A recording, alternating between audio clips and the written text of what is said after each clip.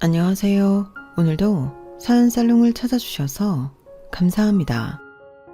저는 올해 곧 돌이 되는 한 아이의 엄마이자 이혼녀 김하영이에요. 예전에 강주호님이 TV에서 하신 말씀이 있어요. 상남자 최민수 씨와 어떻게 싸우지 않고 지내나는 질문에 자신은 그 순간엔 넘어가는 것 같지만 다 기억해뒀다가 똑같은 상황이 되면 상대방을 제대로 혼내준다고 하셨거든요. 군자의 복수는 10년이 걸려도 늦지 않는다는 말처럼요. 그 말이 정말 인상 깊어서서 저도 그렇게 살아야겠다고 생각했는데 실제로 그런 상황이 와버렸네요.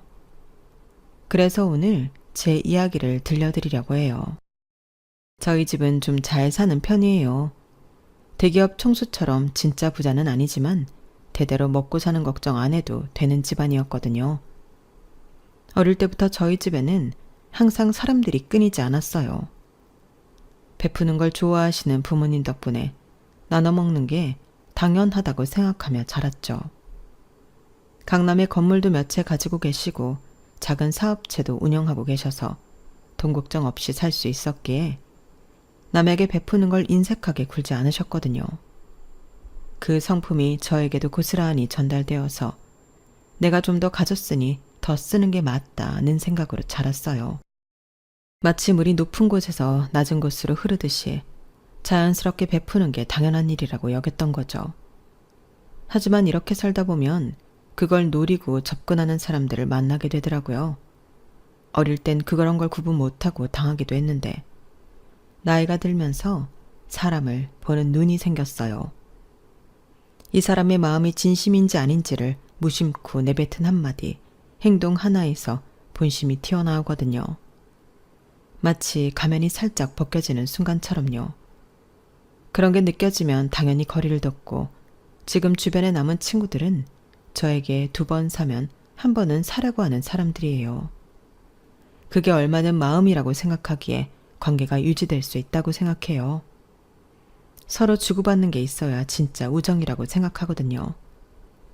그런 점에서 남편은 저에게 꽤 높은 합격점을 받은 사람이었어요. 개천에서 용남 케이스로 시부모님은 식당을 운영하셨는데 거기서 서빙도 하며 용돈을 벌었다고 했거든요. 그래서 돈의 귀함을 알았고 제가 돈이 많다고 해도 쉽게 버는 게 아니라는 마인드를 가지고 있었어요. 그 말을 들었을 때 이 사람은 다르구나 하는 생각이 들었어요. 처음 친구 소개로 만났을 때 정말 신선한 충격이었어요. 카페에서 마주 앉은 그 순간이 아직도 생생해요. 강남에서 오래 사셨다면서요?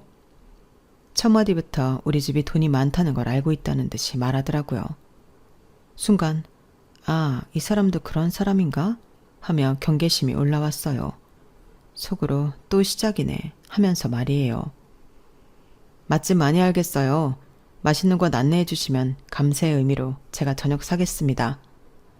그런데 이렇게 자연스럽게 이어지는 거예요. 보통 잘 산다고 하면 사달라거나 강남 맛집은 당연히 비싸다는 인식으로 꺼리는 사람들이 많은데 말이에요.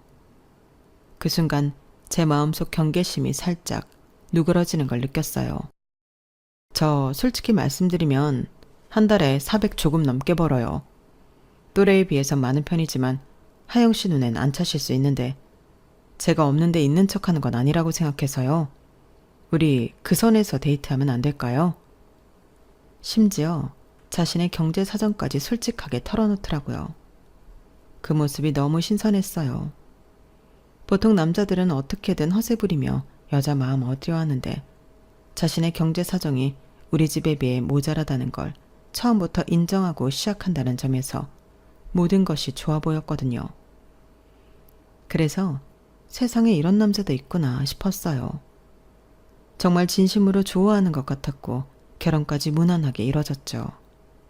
그때만 해도 그의 진짜 속내를 알 리가 없었으니까요. 부모님 역시 그의 성실함을 마음에 들어 하셨어요. 천생연분인지 결혼 후 한 달 만에 임신하면서 그는 더 바빠졌거든요. 가족을 책임지겠다고 야근을 신청해서 하는 날들이 많아졌기 때문이에요. 저는 영어학원 선생님이었는데 임신으로 입덧이 심해져서 일을 그만두고 쉬게 되었어요. 아침마다 속이 뒤집어지는 것 같았고 냄새에도 민감해져서 수업을 제대로 할 수가 없었거든요. 그런 저와 뱃속의 아이를 생각해서 책임감 있게 일을 더 열심히 하는 남편을 보며 결혼 정말 잘했다 생각했어요.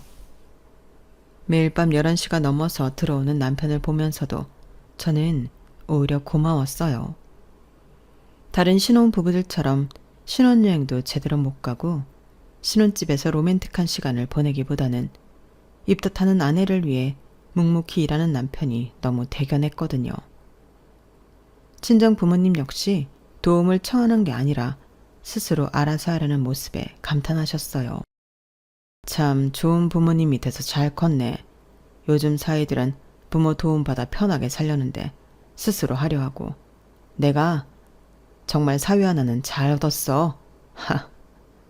아빠가 엄마에게 속삭이시는 말을 들었을 때 제 마음도 뿌듯했어요. 정말로 괜찮은 사람을 만났다는 생각까지 들었거든요. 그날은 주말에 가족이 함께 식사하던 날이었어요. 친정 식당에서 모처럼 온 가족이 들러앉아 있었는데 제가 입덧이 많이 나아져서 식욕도 돌아온 상태로 오랜만에 맛있는 식사 자리였네요. 하영이 입덧도 잦아들었으니 배부르고 아이 태어나서 움직이기 힘들기 전에 시간 내서 바다도 보고 여행도 다니렴. 엄마가 남편을 바라보며 말씀하시는 거예요. 그때 남편의 표정이 살짝 어두워지는 걸 봤는데 아마 경제적 부담을 생각하고 있었나 봐요. 그래야겠네요. 하영이 몸 무거워져 힘들기 전에 좋은데 많이 데려가야겠어요. 남편이 그렇게 말하며 핸드폰을 들여다보더니 이내 밝은 표정으로 돌아왔어요. 주말에 우리 바다 보러 가자. 부산 KTX 예약했어. 그런데 아빠가 의아하다는 표정으로 물어보시더라고요. 차가 있는데 왜 번거롭게 기차를 타? 짐도 챙기면 무겁고 하영이도 더 피곤할 텐데 드라이브 하면서 가면 더 좋은 거 아니야? 아닌가? 요즘 젊은 사람들은 기차 여행을 더 좋아하나? 그때 남편이 조금 당황하는 것 같았지만 금세 웃으며 대답했죠. 아, 제 차가 너무 오래되어서 장거리 다니기엔 위험할 것 같아서요. 하영이가 홀몸도 아니고 임신까지 했는데 가족을 생각하면 안전한 게 좋죠. 제 차는 저 혼자만 급할 때 타는 게 맞는 것 같아요. 그 말을 들은 순간 아빠의 표정이 확 달라지더니 눈에서 하트가 발사되는 것처럼 표정을 숨기지 못하셨는데 이렇게 생각이 깊구나. 우리 딸을 정말 사랑하는구나. 둘 중 하나이지 싶은 표정과 눈빛이었거든요. 그럼 안 되지. 당장 차 바꿔야겠는데. 아빠가 갑자기 일어서시면서 남편을 바라보셨어요. 아니에요, 아버님. 저희가 알아서 할게요. 지금 당장은 못 바꾸겠지만 제가 더 열심히 노력하면 아기 태어나기 전엔 자가도 새 차로 바꿀 수 있을 거예요. 남편이 당황하며 손사래를 쳤지만 아빠 마음은 이미 정해진 상태였죠. 무슨 소리야. 우리 하영이랑 손자 태우고 다닐 차가 그래서 되겠어? 지금 당장 같이 가자. 그렇게 아빠는 괜찮다는 남편을 반강제로 데리고 평소 아빠가 자주 가던 외제차 매장을 찾았어요. 저는 임신 중이라 집에 있었는데 2시간 만에 돌아온 아빠와 남편의 표정이 대조적이라 아직도 생생하게 기억나요. 아빠는 뿌듯한 표정이었고 남편은 뭔가 복잡한 표정이었거든요. 집에 와 물으니 이렇게 단번에 좋은 차를 뽑아주실지 몰라서 너무 당황해서 고맙다는 소리도 제대로 못한 것 같다고 아직도 얼떨떨한 듯 말하더라고요. 아빠가 바로 계약하고 온 차는 벤츠 C클래스였는데 남편에게는 꿈의 차였을 거예요. 그날 밤 남편이 말했거든요. 이런 차를 언제 타보나 했는데. 그 말을 들으면서 저는 마음이 따뜻해졌어요. 그때만 해도 그의 진짜 속마음을 알 리가 없었으니 열심히 책임감을 가진 남편과 그를 이뻐하는 친정아빠의 모습들이 감사하고 또 감사할 따름이었네요.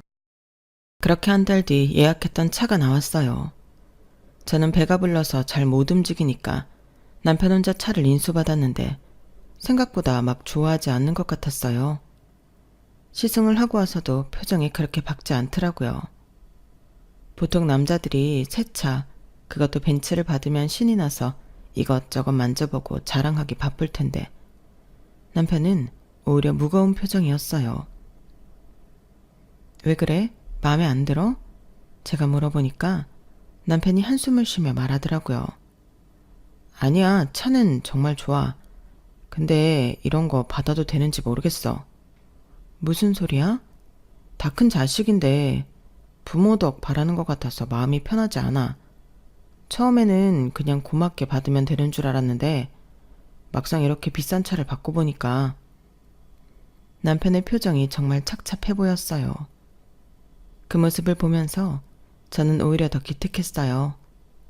받을 수 있을 때 받겠다고 하지 않고 오히려 부담스러워하는 게 진짜 좋은 사람 같았거든요. 그러면 더 잘하면 되는 거 아니야? 제가 남편의 어깨를 토닥이며 말했어요. 당연히 부모는 자식에게 더 좋은 걸 주고 싶지 않겠어? 더군다나 임신한 딸이랑 손자를 생각하면 당연한 거지. 그렇긴 한데 당신은 내 뱃속 아이에게 그런 마음 들지 않아? 나중에 우리 아이가 커서 필요한 게 있으면 해주고 싶지 않을 것 같아? 그러자 남편의 표정이 환해지더라고요. 그렇네. 내가 너무 생각이 짧았나 봐. 아버님 어머님이 우리를 위해서 주시는 건데 고맙게 받아야겠다.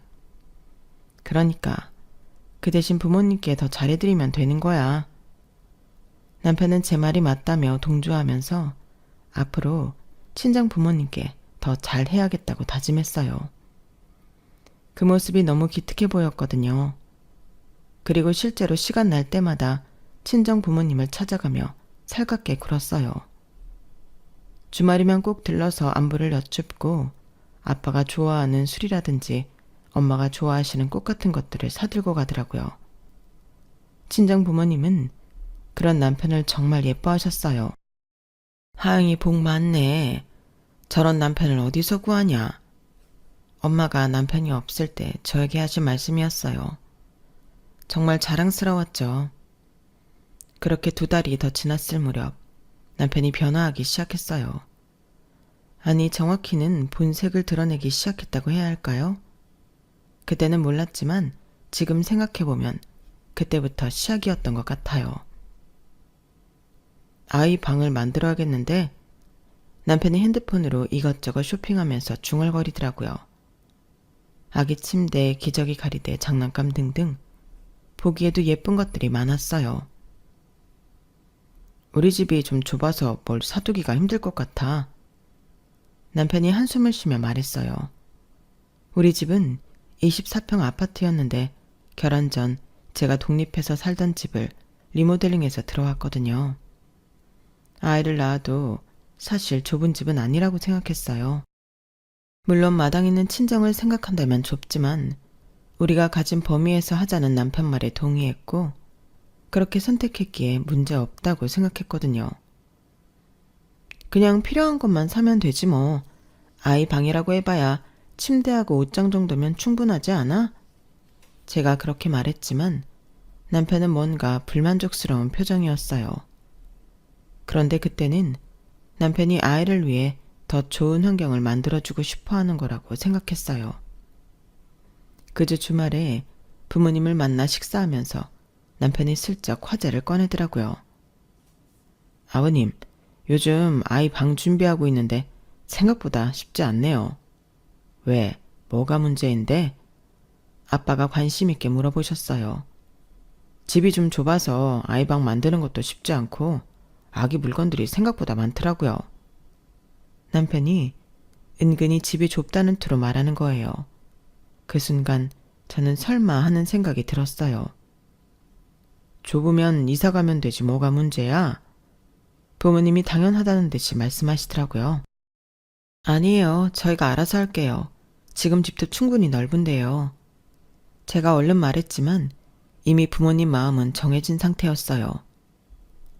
우리가 가지고 있는 아파트 중에 48평짜리가 하나 있는데 그게 2달 뒤에 전세가 끝나 리모델링해서 들어가면 될 것 같은데 엄마가 말씀하시는 순간 남편의 눈이 반짝이는 걸 봤어요. 어머님, 그런 큰 집을 생각했던 건 아닌데요. 남편이 겸손한 척 말했지만 표정은 완전히 달랐어요. 하나만 낳을 거 아니고 학교까지 생각하면 정착하는 게 부모님 말씀처럼 나은 것 같네요. 정말 감사하게 받겠습니다. 그러더니 저를 돌아보며 말하더라고요. 그럼 지금 집은 빨리 내놓자. 이사 준비도 해야 하고. 그때 저는 뭔가 이상하다는 느낌이 들었어요. 분명히 결혼할 때는 우리가 가진 범위에서 하자고 했는데 이제 와서 왜 이런 식으로 나오는 건지. 하지만 그때는 남편이 아이를 위해서 더 좋은 환경을 만들어주고 싶어 하는 거라고 생각했어요. 그렇게 새로운 집 인테리어에 열을 올리는 와중에 남편이 새로운 사업 구상을 하기 시작했어요. 처음에는 가벼운 얘기였어요. 평소 옷 잘 입는다는 소리를 들었기에 편집샵 운영하면 잘할 것 같다는 말을 흘려 했었거든요. 그때는 그냥 허황된 꿈 정도로 생각했어요. 누구나 한 번쯤 해보는 이야기니까요. 하지만 아빠가 강남의 상권 좋은 곳에 건물이 있다는 걸 알고 나서는 남편의 태도가 더 노골적으로 변했어요. 좋은 물건도 볼 줄 아는 곳에 있어야 제대로 되는 거 아니야? 아버님이 가진 가게자리가 딱일 것 같은데. 남편이 슬쩍 떠보듯이 말하더라고요. 저는 대꾸도 안 하고 흘려보냈는데 아빠를 만나면 자신의 아이디어를 열심히 알려주며 설득하기 시작했어요. 그날도 주말 저녁 식자 자리에서였는데 남편이 갑자기 화제를 꺼내더라고요. 아버님, 요즘 사람들 쇼핑 패턴이 많이 바뀌었더라고요. 어떻게? 아빠가 관심 있게 물어보셨어요. 편하게 쇼핑하려고 하더라고요. 굳이 명동이나 강남 번화가까지 가서 쇼핑하는 게 아니라 일상생활 반경 안에서 좋은 물건들을 사고 싶어 해요. 남편이 마치 시장 조사를 한 것처럼 말하더라고요. 보통 편집샵은 가로수길처럼 잘 알려진 곳들에 있었는데 회사 주변에 두면 점심시간에 직장인들 접근성이 좋아서 잘 될 거라고 생각해요. 남편의 목소리가 점점 열정적으로 변해가더라고요. 아빠도 평소에 의류에 관심이 많으셨기에 남편의 말에 솔깃해하시는 것 같았어요. 그런 아이디어도 있구나. 확실히 요즘은 접근성이 중요하지. 맞아요. 그리고 저도 평소에 옷 잘 입는다는 소리를 들어서 제가 직접 골라서 들여놓으면 잘 팔릴 것 같아요. 그때 아빠가 갑자기 말씀하시더라고요. 하고 싶으면 가게 하나 내줄 테니 해봐라. 그 순간 저는 깜짝 놀랐어요. 설마 아빠가 정말로 가게를 내준다고 하실 줄은 몰랐거든요. 아버님, 정말요? 남편의 눈이 반짝이는 걸 봤어요. 마치 기다렸다는 듯이 말이에요. 아빠, 갑자기 꺼낸 말에 그렇게 반응해주면 어떡해. 사업이라는 게 쉬운 것도 아니고 애까지 생긴 마당에 더 조심해야지. 이 사람 월급 적게 받는 게 아니잖아. 안정적인 직장 놔두고 왜 바람 놓고 그래. 당신 나 못 믿어? 우리 부모님 식당 하잖아. 사람 대하는 건 내가 누구보다 잘해. 알면서 그래. 그거랑 다르지. 편집샵은 수요가 정해져 있는데 차린다고 되는 것도 아니고 연예인들이나 셀럽들 단골층이 분명한데 우리가 그런 인맥이 있는 게 아니니 자리 잡는 것도 힘들 테고 쉽게 생각할 문제 아니라고 생각해. 혼자여도 생각해 봐야 하는데 이렇게 쉽게 접근하는 남편이나 열심히 일하는 사위니까 뭐든 잘할 거라고 믿어주는 아빠나 둘 다 제정신이 아닌 것 같았어요. 그래서 악역은 제가 하기로 마음먹고 아빠도 말리고 남편도 말리고 있었네요. 하지만 남편은 그런 저를 안심시키려고 그러는 건지 아빠에게 자신이 충분히 할 수 있다는 걸 어필하려는 건지 모르겠지만 계속 충분히 승산이 있고 말은 지금 꺼냈지만 사실 오래전부터 회사 주변도 살피고 구상하고 있었다고 말하더라고요. 그렇다고 해도 준비 기간이 필요하잖아. 최소한 아이 낳고 나서 생각해봐도 되는 거 아니야? 기회라는 게 언제 오는지 모르는 거야. 그러다 다른 사람이 차리면 그땐 기회고 나발이고 없는 거야. 그래도 모르겠어? 젊을 때 한번 해보는 것도 나쁘지 않을 것 같은데 나이 들면 감각이 떨어질 수도 있고 안 그러나? 아빠가 남편을 지지하는 듯이 말씀하시니까 남편 얼굴에 화색이 돌면서 당연하다는 듯 말하는 거예요. 지당한 말씀입니다, 아버님. 돈 쓰는 소비층이 제 또래이고 강남 회사 다니는 층도 제 또래가 많으니 지금이 적기인 셈이죠. 결국 저는 더 이상 말릴 수 없었어요. 그렇게 남편은 편집샵 가게 인테리어 구상을 하고 물품들을 구매하며 들뜬 시간을 보냈어요. 매일 밤늦게 들어와서는 핸드폰으로 인테리어 사진들을 보여주며 설명하고 주말이면 백화점을 돌아다니며 명품들을 구경하고 다녔어요. 그 모습을 보면서 저는 복잡한 심정이었는데 회사 일을 열심히 하는 사람이 자기 일은 한다니까 밤새는 줄 모르며 빠져드는 모습이 보기 좋았지만 다른 한편으론 불안했거든요. 정말 잘 될 수 있을까? 혹시 실패하면 어떻게 하지? 너무 아빠만 믿는 거 아닌지. 특히 아이가 태어날 예정인데 수입이 불안정해지는 게 맞나? 하는 생각들이 머릿속을 맴돌았던 거죠. 하지만 그때는 남편이 정말 성공하고 싶어 하는 것 같았고 부모님도 지지해 주시니까 잘 될 거라고 긍정적으로 생각하기로 했었네요. 모든 게 갑자기 이루어진 게 정신없던 저는 마음을 비우고 있었어요.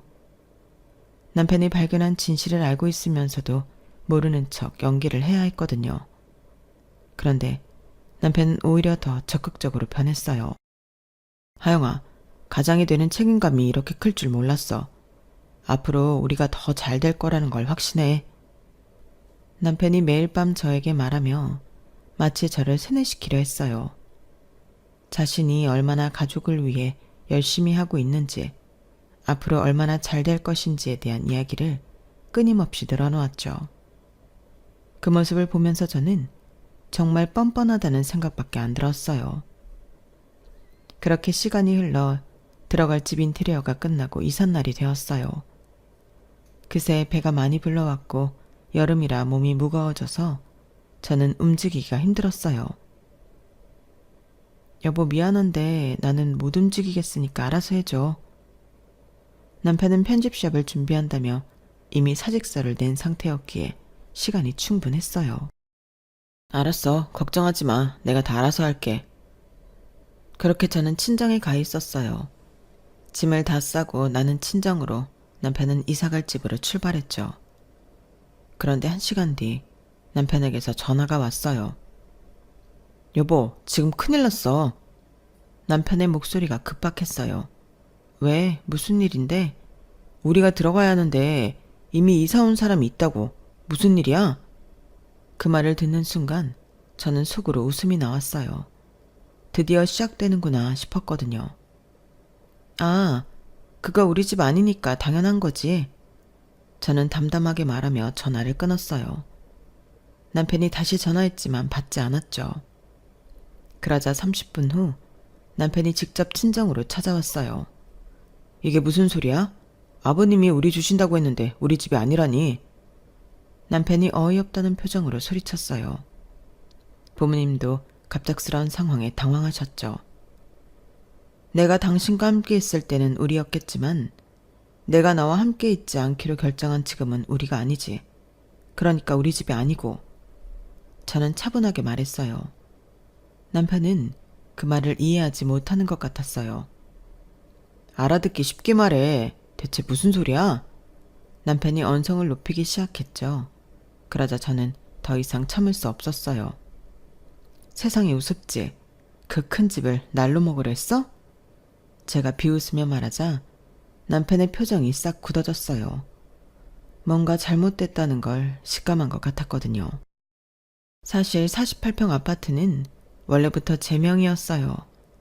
아버지가 제 결혼 전에 나중에 네가 살 집이라며 미리 증여해 놓으신 거였는데 남편은 그 사실을 모르고 있었던 거죠. 그리고 인테리어가 끝나자마자 저는 친구에게 전세를 준 상태였어요. 그 친구는 부모님과 살고 있었는데 결혼하면서 더 큰 집이 필요했거든요. 강남은 부담스러워서 다른 지역을 보고 있었는데 제가 우리 집에 들어오라고 한 거였어요. 물론 이 모든 계획은 남편이 모르는 상태에서 진행된 거였죠. 남편은 그제서야 뭔가 심상치 않다는 걸 느끼는 것 같았어요. 하지만 아직 제가 모든 걸 알고 있다는 것까지는 모르는 상태였죠. 그래서 더 당황스러워했던 것 같아요. 하영아, 이게 무슨 일이야? 아버님이 분명히 우리 주신다고 하셨는데? 맞아. 우리 주신다고 하셨지. 그런데 이제 우리가 아니잖아. 저는 계속 같은 말을 반복했어요. 남편이 점점 초조해하는 모습이 보였거든요. 사실 이 모든 일의 시작은 몇 개월 전이었어요. 지금 생각해보면 그때부터 이미 남편의 태도에서 묘한 변화가 시작되고 있었어요. 친정 부모님 앞에서는 여전히 겸손한 사이였지만 집에서는 점점 당연하다는 듯한 태도를 보이기 시작했거든요. 남편이 잦은 야근을 할 때였는데 매일 늦게 들어오는 남편이 안쓰럽고 고마운 마음에 간식을 싸서 회사로 찾아간 적이 있었거든요. 그날 저는 특별히 남편이 좋아하는 샌드위치와 따뜻한 커피를 보온병에 담아서 준비했어요. 깜짝 놀래켜줄 생각이었고 임신한 아내가 찾아오면 그날은 좀 일찍 끝낼 수 있지 않을까 하는 일말의 기대감도 있었죠. 배가 불러서 움직이기 힘들었지만 남편 생각에 발걸음이 가벼웠어요. 남편 회사 건물 앞에 도착해서 로비로 들어가려는데 건물 뒤쪽에서 남편 목소리가 들렸어요. 분명히 남편 목소리였는데 누군가와 대화하고 있더라고요. 흡연구역이었기에 뭐에 홀린 듯 그쪽으로 발걸음을 옮겼어요. 가까이 가보니 웬 여자와 함께 있었어요. 그 여자는 담배를 피고 있었고 남편은 담배를 안 피니까 커피를 마시고 있었죠. 처음에는 단순히 동료와 잠깐 얘기하는 거라고 생각했어요. 하지만 뭔가 이상했어요. 남편이 회사에 친하게 지내는 여직원이 있다는 소리를 들은 적이 없었거든요. 뭔 일인가 싶어서 기둥 뒤로 숨어서 가까이 다가가 둘이 하는 이야기를 들었어요. 그런데 들리는 대화 내용이 심상치 않았어요. 오피스 와이프가 이런 건가? 싶을 정도로 둘은 수위를 넘나드는 말을 하고 있었거든요. 그 여자가 남편의 팔을 툭툭 치면서 농담을 하고 남편도 그런 스킨십을 자연스럽게 받아들이고 있었어요. 그 모습만으로도 충분히 충격적이었는데 더 큰 충격은 그 다음에 들린 말이었어요. 그 말 중에서 귀에 선명하게 들리는 말이 있었는데 그건 남편의 말이었어요. 저갓집이 완전 개호구야. 글쎄 내가 뭐 좀 필요하다고 샤바샴 하면 다음날 바로 준다니까? 그 말을 듣는 순간 머리가 하얘졌어요. 우리 부모님을 개호구라고? 내가 듣고 있는 게 맞나? 하는 생각이 들었죠. 그런데 그 말도 기가 막혔는데 그 말을 들은 여자가 하는 말은 더 가관이었어요. 네가 연기를 잘하니까 그런 거지. 하여간 당신은 원하는 게 있으면 하늘의 별도 따다 줄 것처럼 굴더라. 그 여자가 웃으면서 말하는 거예요. 연기를 잘한다고? 그럼 지금까지 보여준 모든 모습들이 다 연기였다는 말인가요? 그럼 지금 따줄까? 그러자 남편이 야릇한 미소를 보내면서 대답했어요. 그 순간 저는 온몸에 소름이 돋았어요. 이게 정말 내가 아는 남편이 맞나 싶었거든요. 그 순간 손에 있던 간식 봉지를 놓칠 뻔했지만 정신을 붙잡고 최대한 조용히 그 자리를 벗어났어요. 주차했던 차에 와서 한참을 멍하니 앉아 있었죠. 손이 떨리고 머리가 어지러웠어요. 내가 지금까지 알던 남자가 아니었어요. 그럼 모든 게 다 계획된 것인가? 결혼도 임신도 친정에 잘해주는 것도 모두 계획된 것이었나? 어디서 뭘 어떻게 해야 할지 패닉에 빠졌는데 우선 사전 조사가 필요할 것 같았어요. 집에 돌아와서 나를 소개해준 친구에게 전화했어요. 남편에 대해 더 자세히 알고 싶다고 했죠. 왜 갑자기 무슨 일이 있어? 친구가 걱정스럽게 물어봤어요. 아니야. 그냥 남편 친구들이랑 만날 일이 있을 것 같아서. 아, 그래? 걔는 대학 동기인데 평판이 좋아서 소개시켜준 거야. 성실하고 착하다고 소문났었거든. 그 말을 들은 순간 감이 왔어요. 대외적으로 하는 행동과 진짜 속내는 완전히 다르구나. 겉으로는 착한 사람인 척하면서 속으로는 완전히 다른 계산을 하고 있었던 거예요. 그래서 그 실체를 낱낱이 까발려주겠다고 속으로 다짐하고 판을 깔기 시작했던 거예요. 이제 더 이상 당하고만 있을 수는 없었거든요. 사실 남편이 그렇게 당황한 건 당연했어요. 의외로 순수하게 제 함정에 말려들었거든요. 저는 남편의 허세 부리는 속성을 정확히 파악하고 있었어요. 남편이 아기방을 만들려고 할 때 저는 일부러 이런 말을 했어요. 아, 그런데 민진이는 어떤 제품들을 샀는데 정말 좋다더라. 특히 그 원목 아기 침대랑 수입 기저귀 가리대. 저는 마치 우연히 들은 것처럼 자연스럽게 말했어요. 그러면서 관심 없는 척 덧붙였죠. 요즘 애들은 뭘 그렇게 사는지 우리 때는 그런 거 없이도 잘 컸는데. 물론 그 친구라는 건 남편을 소개시켜줬던 친구를 포함해서 겹쳐서 알고 있는 지인들의 이름을 팔았던 거예요. 남편은 그 말을 듣고 바로 핸드폰을 꺼내서 검색하기 시작했어요. 그 물품들을 보고 크기며 가격이며 살펴보면서 다른 사람들이 어떻게 꾸미는지까지 찾아보더라고요. 그러면서 점점 욕심이 생기는 게 보였어요. 이런 거 보니까 우리 집이 진짜 좁긴 하네. 남편이 중얼거리면서 한숨을 쉬더라고요. 자신도 그렇게 하고 싶다는 욕망을 누리지 못하는 게 너무 뻔했어요. 그렇게 해서 결국 아빠에게 집이 좁다는 말을 꺼냈던 거죠. 창업도 마찬가지였어요. 아무것도 가진 게 없으면서 말로만 그럴싸하게 만드는 남편에게 저는 이렇게 말했어요. 당신 보면 정말 아까워.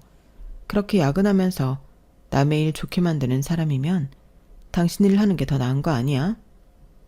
남편이 조금 관심을 보이자 저는 계속 부추겼어요. 그래도 아직 젊으니까 20년은 직장 더 다니고 천천히 생각해도 되겠다. 이렇게 말하면서 조금씩 그에게 회사가 아닌 다른 일을 하게 만들었던 거예요. 마치 제가 반대하는 것처럼 보이게 하면서 사실은 그쪽으로 유도했던 거죠. 그러니 당연히 아빠가 준다는 집은 우리의 것이 아니라 제 것이었고 저는 인테리어가 끝나자마자 친구에게 전세를 줬어요.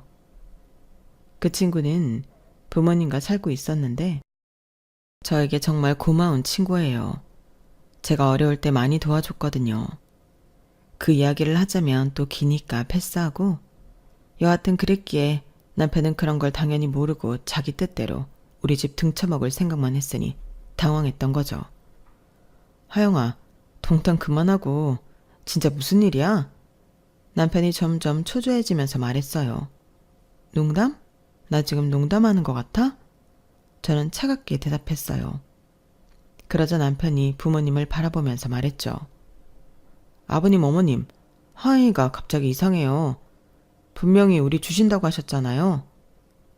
그때 아빠가 당황하며 말씀하셨어요. 그래, 너희 주려고 했는데 하영이가 왜 그러지? 저는 그제서야 부모님께 모든 걸 말씀드렸어요. 아빠, 이 사람이 우리 가족을 뒤에서 뭐라고 하는지 아세요? 개호구래요. 우리가 개호구라고. 그 순간 거실의 공기가 싸해졌어요. 아빠의 표정이 확 굳어지시더라고요. 뭐라고? 처갓집이 완전 개호구라고. 자기가 뭐 좀 필요하다고 하면 다음날 바로 준다고 자랑했어요. 그것도 회사 여자한테. 남편의 얼굴이 새파랗게 질려가는 걸 봤어요. 이제 모든 게 들통났다는 걸 깨달은 거죠. 아니야. 그게 아니야. 오해야. 남편이 허둥지둥 변명하기 시작했어요. 하지만 이미 늦었죠. 저는 마지막 카드를 꺼냈어요. 오해? 그럼 이것도 오해야? 저는 핸드폰에서 사진을 꺼내 보여줬어요. 남편이 그 여자와 모텔로 들어가는 사진이었죠. 그 순간 남편의 얼굴에서 모든 혈기가 빠져나가는 걸 봤어요. 이건 이제 알겠지. 나는 다 알고 있었어. 당신이 얼마나 겉과 속이 다른지. 저는 승리의 미소를 지으며 말했어요. 드디어 모든 진실이 드러난 순간이었거든요. 그런데 남편의 진짜 절망은 그 다음부터였어요. 아빠가 강남에 가게를 임대해준다고 했을 때 계약서를 작성했었거든요. 편집샵에 들어갈 물품을 구매하면 결제해 줄 테니 구매해서 넘기라고도 했었고요. 그때 남편의 모습이 정말 가관이었어요. 계약서를 내밀면서 형식상 필요한 거니까 대충 봐도 돼 라고 했는데 남편은 검토도 안 하고 바로 사인하더라고요. 아버님, 믿어주셔서 정말 감사합니다. 남편이 마치 감동받은 사람처럼 눈빛까지 촉촉해져서 말하는 거예요. 그 모습을 보면서 저는 속으로 정말 한심하다 생각했죠. 그런데 그것 역시 제가 다 계산했던 거였어요. 계약서에는 임대료가 시세의 120%로 명시되어 있었고 보증금도 따로 요구되어 있었으며 중도 해지 시 위약금 조항까지 넣어놨거든요. 게다가 임대인은 아빠가 아니라 제 이름으로 되어 있었는데도 대충 읽고 사인했던 거예요. 편집샵 물품 구매도 마찬가지였어요. 남편이 아버님께서 결제해준다니 감사합니다 라며 신나서 이것저것 주문하더니 나중에 청구서 받고는 경악했을 거예요. 모든 게 남편 개인 명의로 구매되어 있었고 당연히 남편이 결제 책임을 져야 하는 상황이었으니까요. 남편은 완전히 멘붕에 빠지면서 계속 같은 말을 반복했어요. 대체 왜? 아버님이 왜 이러세요? 하영아, 뭔가 오해가 있는 것 같은데. 남편이 당황하면서 말했지만 저는 차갑게 대답했죠. 오해? 무슨 오해? 아니, 그게 내가 그런 뜻으로 한 말이 아니었어. 정말 오해야. 그럼 이것도 오해야? 제가 모든 걸 알고 이혼을 준비했다는 것까지 눈치채자 남편은 그게 아니었다고 오해라며 헛소리를 했어요. 그때 저는 마지막 결정타를 날렸죠.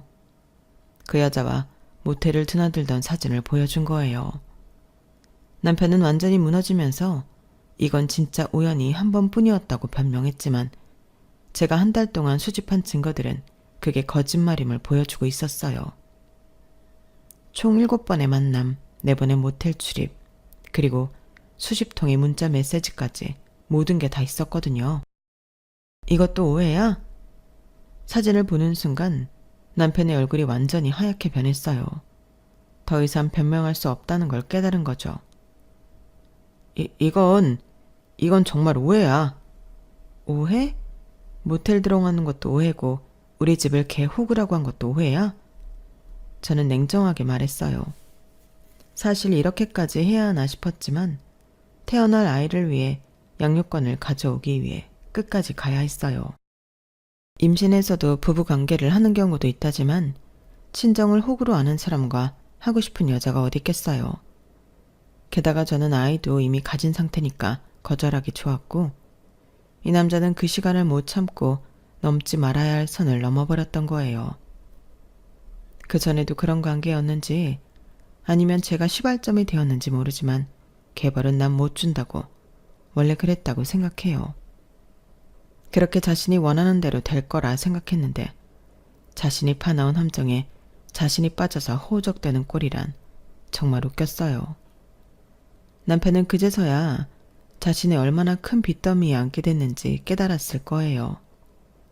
회사도 그만둔 상태에서 인테리어 비용에 편집샵 물품비까지 합치면 몇천만 원이 넘는 돈을 혼자 감당해야 하는 상황이었거든요. 그야말로 자업자득이었죠. 저는 웃으며 이제 시작인데 이런 걸로 열 빼지 말라고 말했어요. 아, 그리고 인테리어 비용 3천만 원이랑 편집샵 물품비 2천만 원은 당신이 직접 계약한 거니까 당신이 책임져야지. 나는 이혼하니까 부부 공동책임 이런 거 없다 라고 못 박았네요. 당연히 이혼하게 되었어요. 남편의 불륜과 경제적 기만행위 그리고 처가에 대한 모독적 언사들이 모두 증거로 제출되면서 양육권은 당연히 제게 왔어요.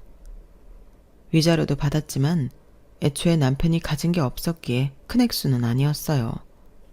하지만 중요한 건 내 아이를 지킬 수 있다는 것이었거든요. 법원에서도 남편의 행태를 보고 양육권을 주는 것에 대해 전혀 망설임이 없었다고 했어요. 임신한 아내를 두고 불륜을 저지르고 처가를 호구로 여기며 경제적 이득을 취하려 했다는 점에서 인격적 결함이 명백합니다. 양육권은 당연히 모에게 가야 합니다. 담당 판사가 한 말이었어요.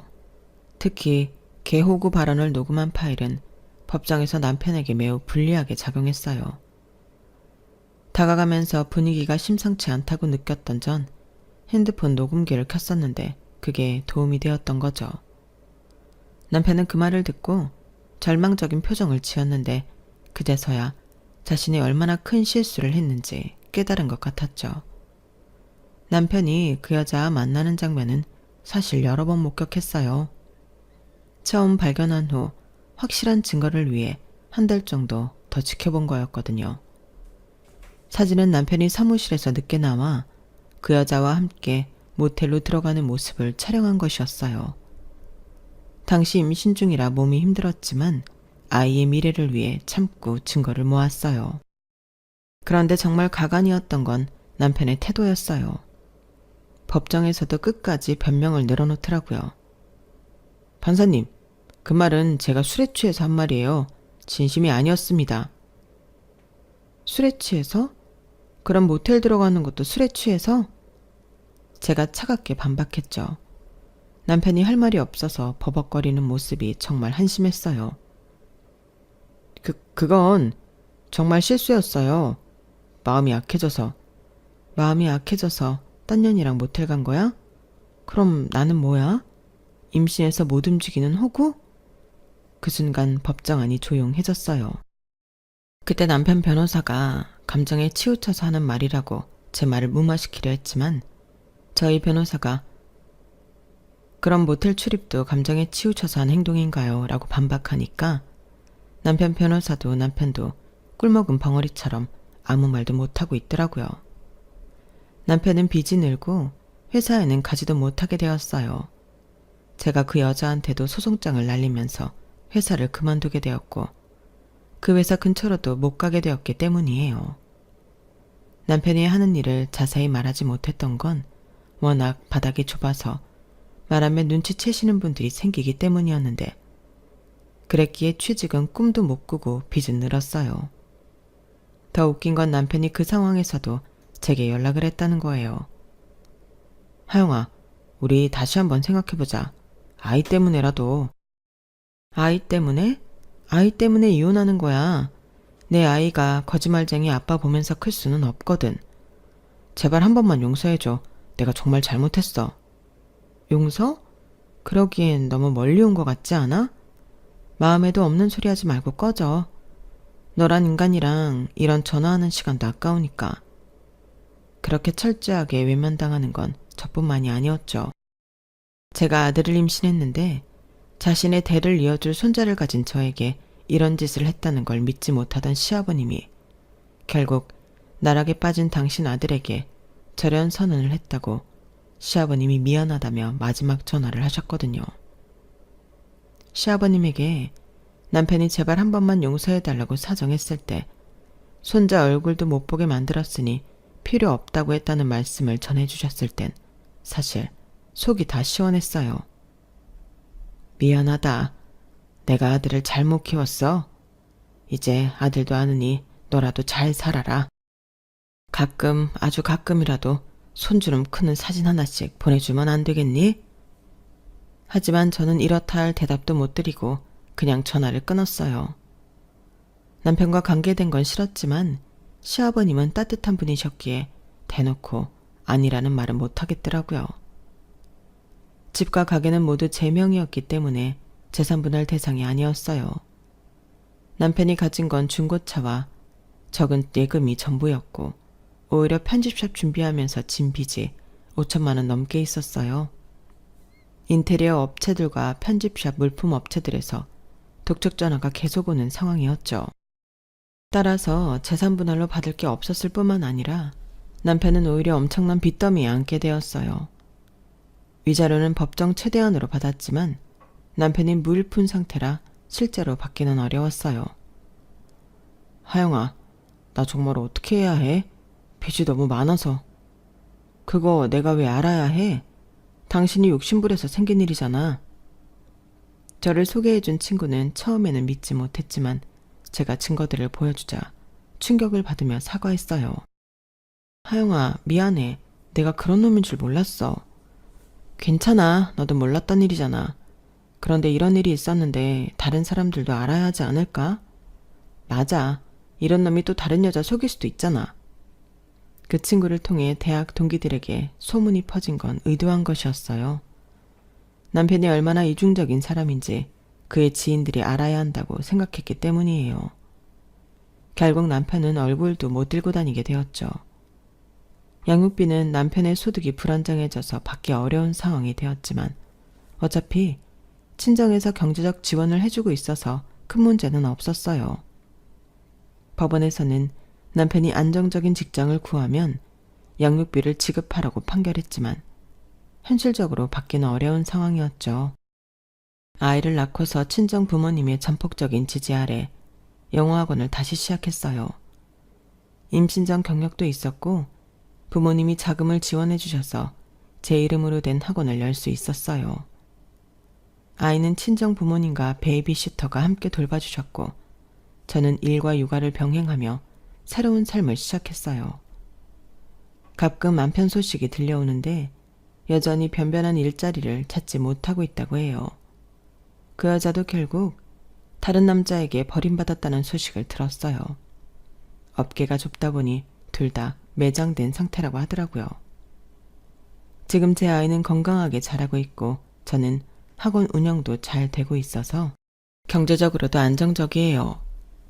가끔 그때 일을 생각하면 화가 나지만 동시에 다행이라는 생각도 들어요.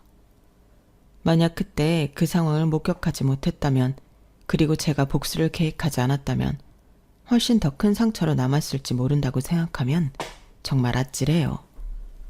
혹시 제가 너무 잔인했나 싶어서 고민한 적도 있었지만 생각해보니 저는 그저 기회를 제공했을 뿐 선택은 남편이 했다고 생각해요. 아닌 척 연기했어도 결국 본심을 이기지 못했고 욕심이 결국 화를 불러온 거니까요. 내 탓하지 마. 네 무덤 네가 판 거니까. 마지막으로 남편에게 한 말이었어요. 제가 판을 깔았다고 해도 그 판 위에서 어떻게 행동할지는 남편의 몫이었으니까요. 만약 남편이 정말 저를 사랑하고 존중했다면 그 어떤 유혹에도 넘어가지 않았을 거고 당연히 저희 부모님 호의를 호구라고 표현하지도 않았겠죠. 근자의 복수는 10년이 걸려도 늦지 않다더니 저는 1년도 안 걸리게 모든 걸 끝냈답니다. 이제는 모든 걸 털고 저 잘 살아보려고 합니다. 뭐니 해도 최고의 복수는 제가 더 잘 사는 거니까요. 제 이야기 들어주셔서 고맙습니다. 건강하시고 오늘 하루도 행복하세요. 여러분, 사연 댓글에 응원과 현명한 조언 부탁드려요. 좋아요와 구독은 저에게 큰 힘이 됩니다. 오늘도 좋은 일 가득하세요.